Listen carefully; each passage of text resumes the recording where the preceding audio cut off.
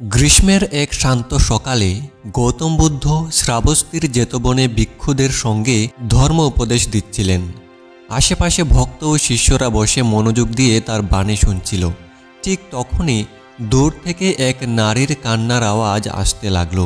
ক্রমেই সেই আওয়াজ কাছাকাছি আসতে থাকলো, যেন সুখ তার সমস্ত শক্তি নিয়ে আশ্রমের দিকে ধাবিত হচ্ছে। অল্পক্ষণ পর এক শিষ্যা কৃষ্ণগুত্তি বুদ্ধের সামনে এসে দাঁড়ালো। তার চোখ দুটি লাল হয়ে গেছে, মুখশ্রী সুখে বিকৃত, এবং তার কোলে একটি ছোট শিশুর নিথর দেহ। বুদ্ধের পায়ে লুটিয়ে পড়ে সে ফুঁপিয়ে কাঁদতে লাগলো। ভগবান, দয়া করুন, আমার একমাত্র সন্তান, আমার জীবনের অবলম্বন, সে মারা গেছে। আমি সহ্য করতে পারছি না। আপনি যদি সত্যি দয়াময় হন তবে তাকে বাঁচান। আমি তাকে ছাড়া বাঁচতে পারবো না। বুদ্ধ গভীর দৃষ্টিতে কৃষ্ণগুত্তির দিকে তাকালেন। তার চোখে করুণা, কিন্তু মুখে প্রশান্তি।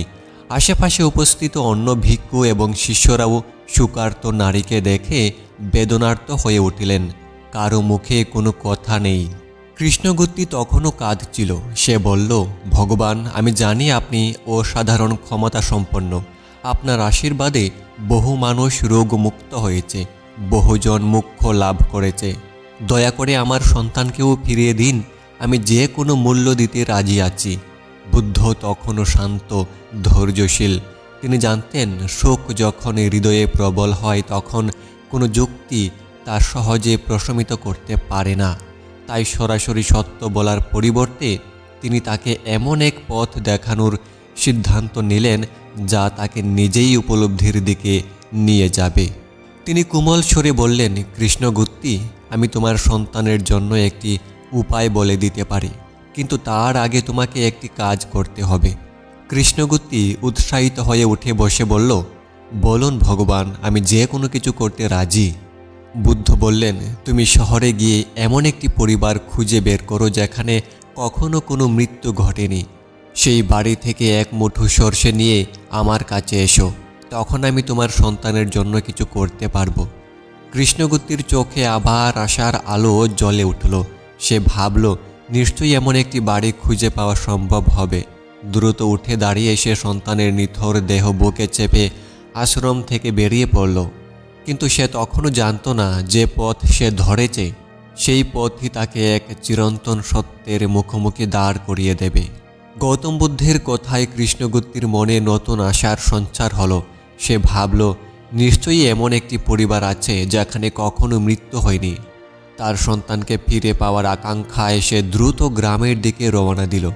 গ্রামে প্রবেশ করেই সে প্রথম যে বাড়িটিতে পৌঁছালো সেখানে দরজায় দাঁড়িয়ে এক বৃদ্ধাকে দেখে বলল, মা, আমার সন্তানের জীবন ফেরাতে চাই। আপনি কি আমাকে এক মুঠো সরষে দিতে পারেন? তবে শর্ত একটাই, এই বাড়িতে যেন কখনো কোনো মৃত্যু না ঘটে থাকে। বৃদ্ধা এক মুহূর্তের জন্য চুপ করে গেলেন। তারপর মৃদু হাসলেন। কি বলছো মা? আমার স্বামী বহু বছর আগে মারা গেছেন। আমার বাবা মাও আর বেঁচে নেই। মৃত্যুহীন পরিবার কিভাবে সম্ভব? কৃষ্ণগুত্তি বিষণ্ণ মনে সেই বাড়ি ছেড়ে বেরিয়ে এলো এবং পাশের বাড়িতে গেল। এই বাড়িতেও সে একই অনুরোধ করল। এক যুবক দরজা খুলল এবং সরষে দিতে উদ্যত হলো। কিন্তু যখন কৃষ্ণগুত্তি জানতে চাইল এই বাড়িতে কি কখনো কেউ মারা যায়নি, তখন যুবকের মুখ ফ্যাকাশে হয়ে গেল। সে বলল, আমার দাদু কয়েক মাস আগে মারা গেছেন। আমরা এখনও তাকে মনে করে শোক করি। কৃষ্ণগুত্তি হতাশ হয়ে আরও একটি বাড়িতে গেল, কিন্তু প্রতিটি জায়গায় উত্তর একই রকম ছিল।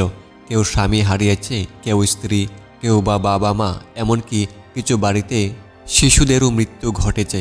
সে বুঝতে পারল, মৃত্যু শুধু তার ঘরেই আসেনি, এটি প্রতিটি ঘরেই প্রবেশ করেছে। সন্ধ্যা ঘনিয়ে আসছিল।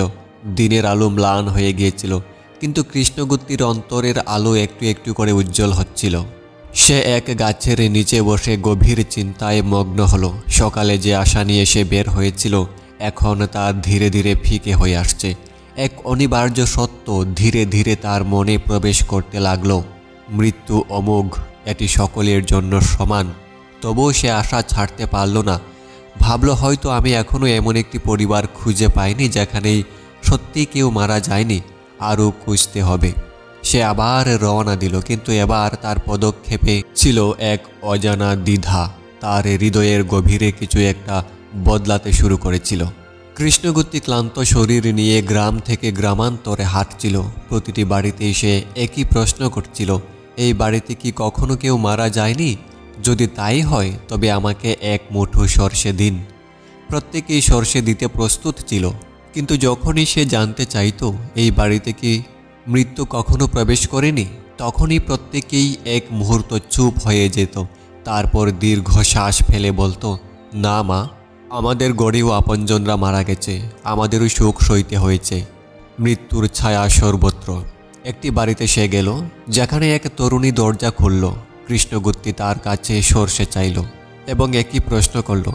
তরুণী একটু থমকে গিয়ে বলল, আমার ছোট ভাই বছর খানেক আগে মারা গেছে, মা এখনও কাঁদেন, আমরা তার কথা ভুলতে পারিনি।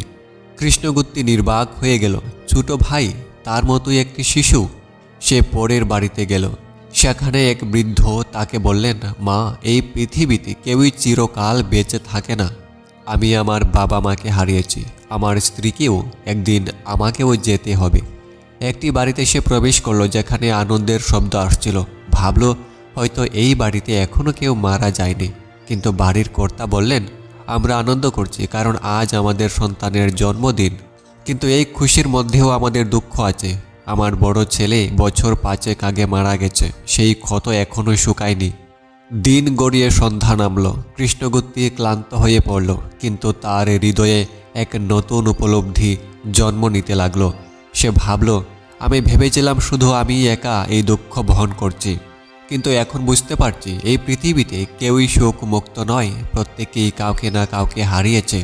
আমি শুধু নিজের সন্তানের মৃত্যুকে নিয়েই ব্যথিত ছিলাম, কিন্তু এত সবার নিয়তি। তার চোখে জল এসে গেল, কিন্তু এবার তাকে বলে নিজের সন্তানের জন্য নয়, বরং গোটা মানব জাতির জন্য। এই দুঃখ, এই সুখ যেন সবাই ভাগ করে নিচ্ছে। সে অনুভব করল মৃত্যু কোনো অভিশাপ নয়, বরং এটি জীবনের এক অবিচ্ছেদ্য অংশ। তার অন্তরে সুখের পরিবর্তে এক নতুন জ্ঞান জন্ম নিল। সে আর মৃত শিশুকে বাঁচিয়ে তোলার জন্য ছুটল না, বরং তার হৃদয় এক গভীর প্রশান্তিতে ভরে উঠল। নিঃশব্দে সে বুদ্ধের আশ্রমের পথে হাঁটতে শুরু করল, নতুন এক উপলব্ধি নিয়ে। সন্ধ্যা ঘনিয়ে আসছিল, আকাশে লালচে আভা, পাখিরা নীড়ে ফিরছিল। সারাদিনের দীর্ঘ পথ চলার পর কৃষ্ণগুপ্তি ক্লান্ত হয়ে পড়েছিল, কিন্তু তার ক্লান্তি ছিল শুধু শরীরে, মনে নয়। সে এক বিশাল বট গাছের নিচে বসে পড়ল। তার কোলে ছিল তার সন্তানের নিথর দেহ, কিন্তু এবার সে আর আগের মতো শক্ত করে তাকে আঁকড়ে ধরেছিল না। তার হাত শিথিল হয়ে গিয়েছিল। সারাদিনে যতগুলো বাড়িতে গিয়েছিল, প্রত্যেকটিতে কেউ না কেউ মৃত্যুবরণ করেছিল। কোথাও স্বামী, কোথাও স্ত্রী, কোথাও বাবা মা, কোথাও শিশু। প্রথমে সে এই সত্য মেনে নিতে পারেনি, কিন্তু এখন তার মনে হতে লাগলো এটাই তো বাস্তবতা। আমি তো ভাবছিলাম কেবল আমার দুঃখই সবচেয়ে বড়, আমার সন্তানের মৃত্যুই সবচেয়ে নিষ্ঠুর, কিন্তু এই সুখ তো প্রতিটি ঘরেই। তাহলে আমি কেন শুধু নিজের দুঃখ নিয়েই ব্যথিত হব? তার ভেতরের কান্না থেমে গেল, এক অদ্ভুত প্রশান্তি তাকে ছুঁয়ে গেল। সে আকাশের দিকে তাকালো, নক্ষত্রেরা একে একে ফুটে উঠছিল। যেমন সূর্য অস্ত যায়, তেমনি আবার ভোর হলে উদিত হয়, তেমনি মানুষ আসে, মানুষ যায়। সে ভাবতে লাগলো, যদি জন্ম সত্য হয় তবে মৃত্যু কেন মিথ্যা হবে? যদি ফুল ফুটে তবে ঝরবেও। নদী যেমন বইতে বইতে সাগরে মিশে যায়, তেমনি আমরাও একদিন চলে যাব। এতদিন সে মৃত্যুকে অন্যায় ভেবে এসেছে, কিন্তু এখন মনে হচ্ছে এটাই তো জীবনের স্বাভাবিক গতি। একা সে নয়, সবাইকে একদিন এই পথ পেরোতে হবে। তার চোখ দুটি শিশিরের মতো ঝলমল করছিল, কিন্তু এবার সেখানে দুঃখের ছায়া নেই। এক সময় সে তার সন্তানকে শক্ত করে বুকে চেপে ধরেছিল, কিন্তু এবার সে ধীরে ধীরে শিশুটিকে কুলে থেকে নামিয়ে মাটির কাছে রেখে দিল। সে বুঝতে পেরেছিল এই দেহটাই সত্য নয়, আত্মা এই ক্ষণস্থায়ী রূপের চেয়েও অনেক বড় কিছু। তার অন্তরের গভীর থেকে বুদ্ধির আলো যেন ধীরে ধীরে জ্বলে উঠল। সে এবার উঠে দাঁড়ালো। তার মনে আর কোনো সংশয় নেই। সে জানে এবার তার ফিরে যেতে হবে বুদ্ধের কাছে, তার শরণে নিতেই হবে। তার পদক্ষেপ এবার ভারী নয়, হালকা, যেন সমস্ত দুঃখ ও সুখ পিছনে ফেলে সে নতুন এক সত্যের দিকে এগিয়ে চলেছে। রাত গভীর হয়ে এসেছে। কৃষ্ণগুত্তি ধীরে ধীরে বুদ্ধের আশ্রমের দিকে হাঁটছিল। তার কুলে ছিল না আর মৃত সন্তান। সে তাকে সেই বটগাছের নিচে রেখে এসেছিল। নদীর স্রোতে হারিয়ে যাওয়া একটি পাতা যেমন আর ফিরে আসে না, তেমনি তার সন্তানও আর ফিরে আসবে না। তবে এবার তার হৃদয়ে সুখের ভার ছিল না, ছিল এক নতুন উপলব্ধির আলো। সে যখন আশ্রমে পৌঁছালো তখন ভিক্ষুরা যেতবন বিহারের বুদ্ধের আশেপাশে বসেছিলেন। কৃষ্ণগুত্তি ধীরে ধীরে এসে বুদ্ধের সামনে দাঁড়ালো। ভিক্ষুরা বিস্ময়ের সঙ্গে দেখলেন সকালের সেই সুকার্ত অশ্রুসিক্ত নারী এখন এক শান্ত স্থির মূর্তি হয়ে দাঁড়িয়ে আছে। সে বুদ্ধের চরণে লুটিয়ে পড়ল। বুদ্ধ স্নেহ ভরে জিজ্ঞাসা করলেন, কৃষ্ণগুত্তি, তুমি কি সর্ষে এনেছ?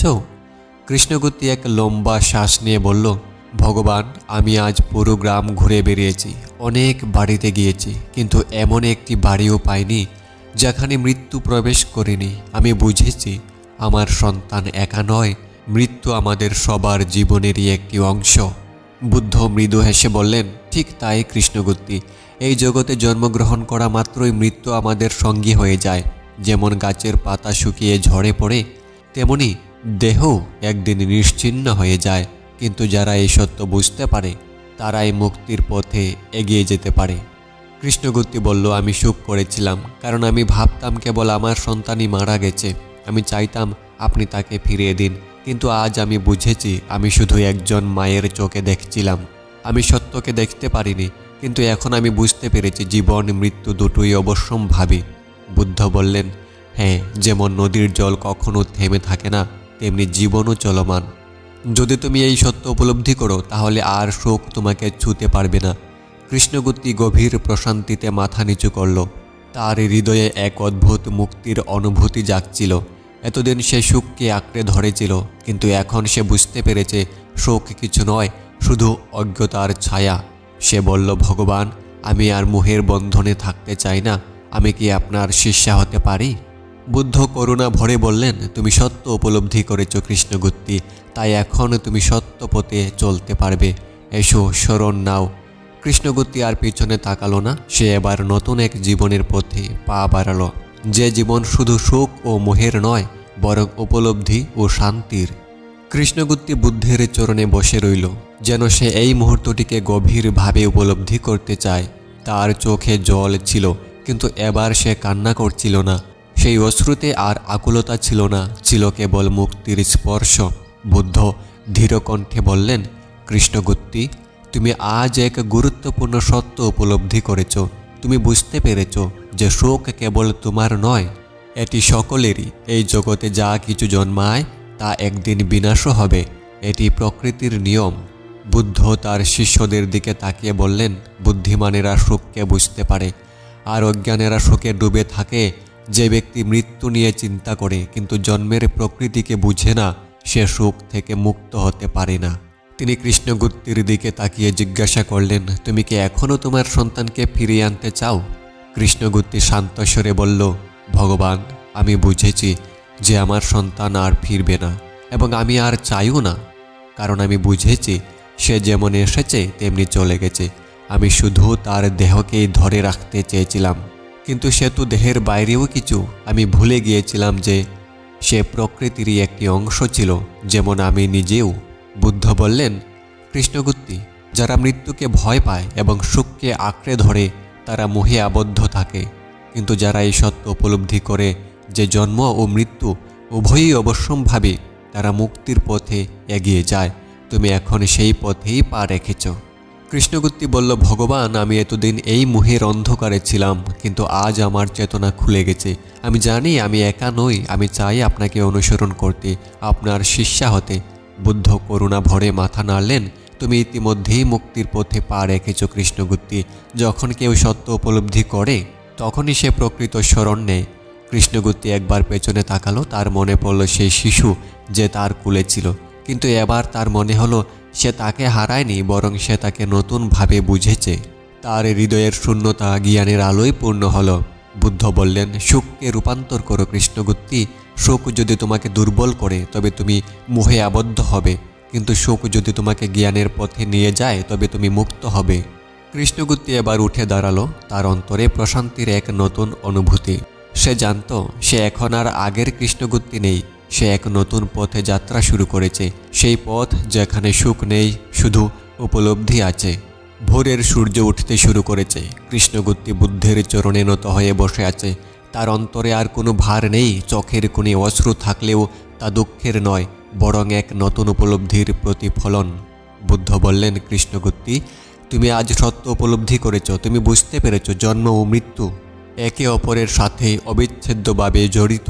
যে জন্ম নেয় তাকে একদিন চলে যেতেই হবে, কিন্তু যদি তুমি এই সত্যকে সম্পূর্ণরূপে গ্রহণ করো তবে আর কোনো সুখ তোমাকে স্পর্শ করতে পারবে না। কৃষ্ণগুপ্তি শান্ত স্বরে বলল, ভগবান, আমি বুঝেছি আমি আমার সন্তানকে হারাইনি, কারণ সত্যিকারের কিছু হারানোর নেই। আমরা কেবল দেহকে দেখি, কিন্তু দেহ ক্ষণস্থায়ী। আমি যে সুখ অনুভব করেছিলাম তা ছিল আমার নিজের আকাঙ্ক্ষার সুখ, আমার মোহের সুখ, কিন্তু এখন আমি দেখছি সব কিছুই পরিবর্তনশীল, কিছুই চিরস্থায়ী নয়। বুদ্ধ মৃদু হেসে বললেন, ঠিক তাই কৃষ্ণগুপ্তি, আমরা যা কিছু আঁকড়ে ধরে রাখতে চাই তাই আমাদের কষ্টের কারণ হয়ে দাঁড়ায়। কিন্তু যদি আমরা বুঝতে পারি যে এই জগতের সমস্ত কিছুই পরিবর্তনশীল, তাহলে আমরা আসক্তি থেকে মুক্ত হতে পারি। কৃষ্ণগুপ্তি এবার গভীরভাবে সিদ্ধান্ত নিল। সে বলল, ভগবান, আমি আর গৃহস্থ জীবনে ফিরে যেতে চাই না। আমি চাই আপনার শিষ্যা হতে, আমি চাই সত্যের পথে চলতে। আপনি কি আমাকে অনুমতি দেবেন? বুদ্ধ করুণা ভরে তাকিয়ে বললেন, যে ব্যক্তি সত্যকে উপলব্ধি করেছে সে নিজেই মুক্তির পথে প্রবেশ করেছে। কৃষ্ণগুপ্তি, তুমি এখনও দুঃখ অনুভব করছো কি? কৃষ্ণগুপ্তি শান্ত গলায় বলল, ভগবান, সুখ এখনও আছে, কিন্তু তা আমাকে আর গ্রাস করছে না। এখন আমি জানি সুখ নিজেই একটি মায়া, আমি এই মায়া থেকে মুক্ত হতে চাই। বুদ্ধ বললেন, তবে এসো, শরণ নাও, সৎ পথে চলো। জ্ঞান এবং ধ্যানের মাধ্যমে তুমি একদিন সম্পূর্ণভাবে মুক্তি লাভ করবে। কৃষ্ণগুপ্তি বুদ্ধের কাছে দীক্ষা গ্রহণ করল। সে এখন আর আগের মতো নয়, সে এক নতুন পথে পা রেখেছে, যে পথ কেবল সত্য, জ্ঞান ও শান্তির। তার সন্তানের মৃত্যু একসময় তাকে গভীর সুখে আচ্ছন্ন করেছিল, কিন্তু এখন সে বুঝেছে মৃত্যু কোনো শেষ নয়, এটি একটি রূপান্তর মাত্র। এই উপলব্ধি তাকে মোহ থেকে মুক্ত করেছে এবং তাকে সত্যের পথে পরিচালিত করেছে। এভাবে কৃষ্ণগুপ্তির সুখ এক মহৎ শিক্ষায় রূপান্তরিত হলো। তার আত্মার মুক্তি ঘটল এবং সে বুদ্ধের দর্শনের এক সত্যিকারের অনুসারী হয়ে উঠল।